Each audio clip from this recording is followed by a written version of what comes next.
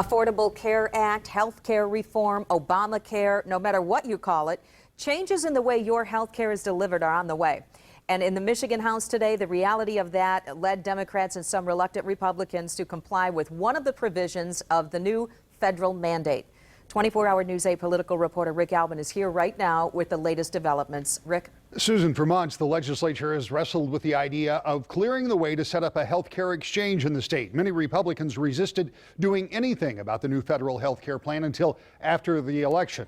With President Obama's re-election, a number of the legislature see the implementation of his health care plan as inevitable and agreed to let the state spend the $31 million in federal money available to set up the so-called exchange. Federal grant money is to be used for the creation of the state's online health insurance marketplace. About half of West Michigan's Republicans in the House voted against the measure, as did about half of all Republicans. 6 Democrats from our side of the state voted in favor. Final tally was 78-31.